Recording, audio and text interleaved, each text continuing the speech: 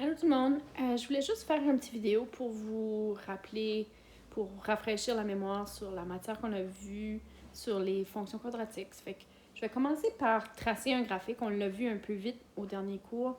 Je vais commencer par faire une vidéo pour montrer comment on tracerait le graphique d'une fonction quadratique sous la forme canonique. Fait que la première des choses qu'il faut que vous remarquiez ici, c'est qu'on a une fonction quadratique. Ça fait que ce qui nous dit que c'est une fonction quadratique, c'est le degré 2 qui est ici. Là. Ça fait qu'à chaque fois qu'on a une fonction de degré 2, c'est une fonction d'ordre quadratique. Ça fait qu'on va dire, on va juste la comparer avec notre équation de base de la forme canonique qu'on sait qui est ceci. C'est qu'on avait mentionné que quand on commence à tracer un graphique comme ça, la première chose qu'on veut faire, c'est de trouver les coordonnées du sommet. Puis, le sommet se trouve toujours à H et K. Alors là, vous allez faire attention, par exemple, parce que on sait que dans l'équation de base, c'est une soustraction ici entre le X et le H. Fait qu'ici, on a un plus. Ça veut dire que notre H, en fait, il est négatif. Fait qu'ici, notre H, ça serait moins 2. Et K a toujours le même signe parce que c'est un plus dans notre équation. Ça serait à moins 2 et 4. Et on peut commencer par les tracer à moins 2, 4. On va tracer notre sommet, qui est ici. La prochaine chose qu'on va faire, c'est qu'on va utiliser, on va multiplier la valeur de A. Puis la valeur de A, c'est la valeur ici qui est devant la parenthèse. Fait qu'on a moins 3 ici. Fait qu'on va multiplier A par 1, par 3 et par 5. Si on devait continuer plus loin, on pourrait multiplier par 7 ou par 9, ainsi de suite. Généralement, par exemple, dans les graphiques comme ça, quand on vient le tracer 1, 3 et 5, c'est suffisant. On n'aura peut-être même pas besoin de se rendre jusqu'à là.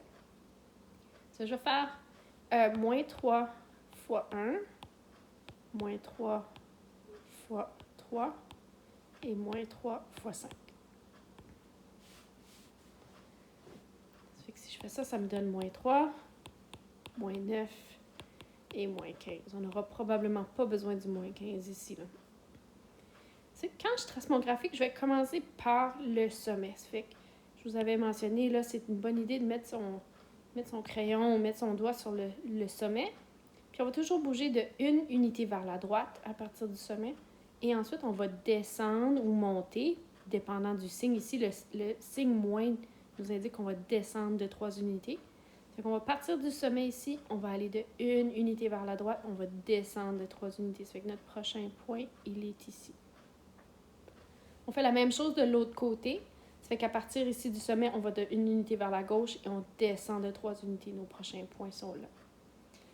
À partir de ces points-là, maintenant, on va faire la même chose, une unité vers la droite, et on va descendre cette fois-ci de 9 unités. Ça fait que si on va une unité vers la droite, on descend de 9 unités, ça nous apporte à moins 8 ici sur l'axe. Même chose de l'autre côté, une unité vers la gauche, on descend de 9 unités ici. Ça fait que là, on voit qu'on n'a pas assez de place pour descendre de moins 15. Ça fait qu'on peut tracer, à partir d'ici, on peut ignorer celui-là puis juste aller tracer notre graphique. Ça va nous donner une bonne indication. Puis là, il faut faire un peu attention ici là, quand on trace le graphique.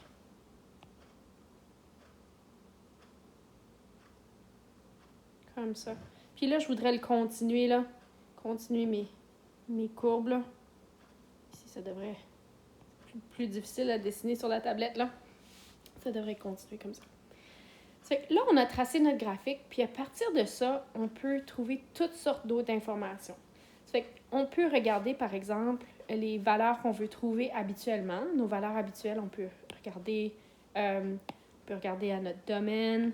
Ça fait qu'ici, le domaine de la fonction, on pourrait dire, c'est comme toutes les fonctions quadratiques, c'est toujours entre moins l'infini et l'infini. Puis vous allez voir ceci, là, c'est vrai pour toutes les fonctions quadratiques. Alors, si jamais vous n'êtes pas certain pour le domaine, allez avec moins l'infini à plus l'infini, vous devriez être OK. l'image de notre fonction maintenant, si on regarde, on peut regarder quelle est la valeur la plus petite possible. On voit que la valeur la plus petite possible, ça se dirige vers moins l'infini. Ça fait qu'on va regarder là. Et puis la plus grande valeur de l'image, la plus grande valeur de y ici, c'est 4. Ça fait qu'ici, on pourrait dire c'est 4. Puis parce que ma valeur peut être égale, j'ai un point sur y égale à 4. Ça fait que ma valeur de 4, elle est inclue. Je vais mettre mes crochets vers l'intérieur. On va regarder maintenant si on voudrait trouver, là on va le faire approximativement avec le graphique. Il y a des façons de le faire algébriquement, de trouver ces valeurs-là avec un graphique plus précis que ceci. Mais si on cherche une valeur approximative, on pourrait chercher par exemple les zéros de notre fonction ou les abscisses à l'origine de notre graphique. Dans ce cas ici, il y en a deux. Il y a deux endroits où est-ce que notre graphique coupe l'axe des X. Fait qu'on pourrait dire, on en a une. Puis là, ici, c'est approximatif parce qu'on le fait graphiquement, mais comme je vous ai dit, c'est possible aussi d'aller trouver les abscisses ou les zéros de la fonction avec algébriquement. On va voir ça dans les prochains jours. Pour l'instant, on veut juste le faire graphiquement. Ça fait qu'ici, je vois que je vais avoir une valeur de X qui est approximativement moins 3. On sait que c'est moins que moins 3,5. Ça fait que je pourrais accepter moins 3,2 par exemple, quelque chose comme ça. Et ensuite, on va en avoir une qui est juste ici par exemple, qui est juste un peu plus grand que moins 1. Ça fait qu'on pourrait dire par exemple moins 0,8. Ici, là, j'accepterais des réponses qui sont... parce que c'est graphique. On va voir que si je vous demande de le faire algébriquement, là, on va avoir besoin de réponses plus précises, puis on va voir les méthodes pour le faire dans les prochains jours. Il y a aussi l'ordonnée à l'origine qu'on pourrait demander. Oups. L'ordonnée. On peut appeler la valeur initiale parfois. Fait que là, ça, c'est la valeur de y quand x égale à 0. Ça fait qu'ici, on voit que je peux aussi dire, donc la valeur de y quand x égale à 0, ça pourrait être ma fonction à x égale à 0. Puis dans ce cas ici, on voit qu'on a tracé un point exactement sur l'axe des y, qui était à moins 8. Ça fait que notre ordonnée à l'origine se trouverait à moins 8. Bon, quelques autres petites notions. On veut regarder les intervalles où la fonction est croissante. C'est que quand on lit notre graphique de gauche à droite, un peu comme si on mettait notre crayon sur le graphique, puis on allait de gauche à droite. Ça fait que je commence à mon point le plus à gauche, puis je m'en vais comme ça. Je vois qu'à mesure que x augmente, y augmente aussi pour cette portion-là. Ça fait que cette portion-là de la fonction, elle est croissante.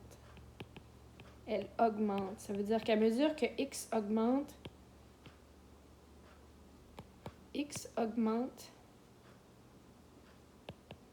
f de x augmente aussi.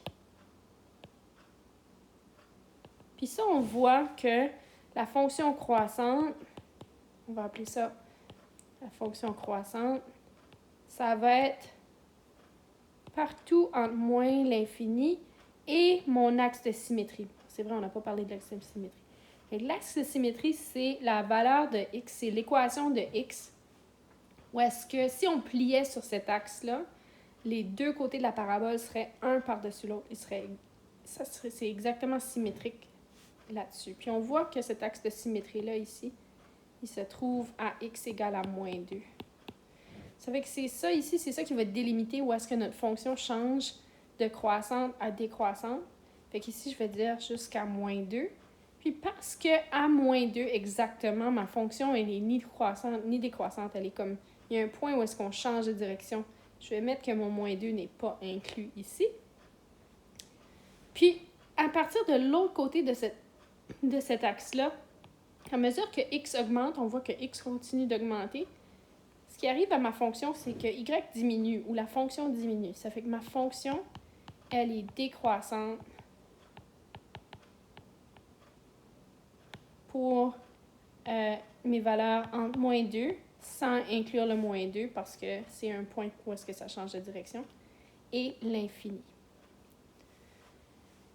Dernière petite chose, on veut parler d'endroits où est-ce que la fonction est positive. Donc, on voit que la fonction, elle est positive au-dessus de l'axe des x ici. Elle est négative partout en dessous de l'axe des x ici. Fait que si ici, on vous demande l'intervalle où la fonction est positive, je vais juste l'écrire en haut ici, là.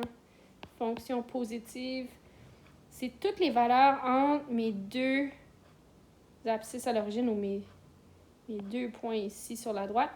Puis là, tout ce que je vous demande ici, là, si vous allez résoudre ceci graphiquement, c'est que vous soyez constant avec vos abscisses à l'origine.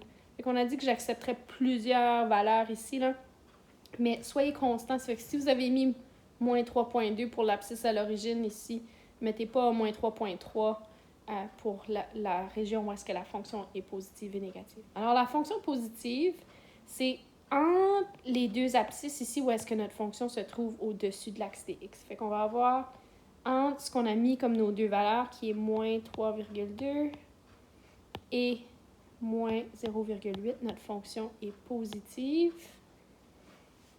Ici, dépendant si je dis strictement positive ou strictement ou juste positive, ça changerait la direction des crochets ici parce que on ne peut pas avoir nos zéros. Ça fait qu'ici, ceci, ce serait strictement positif.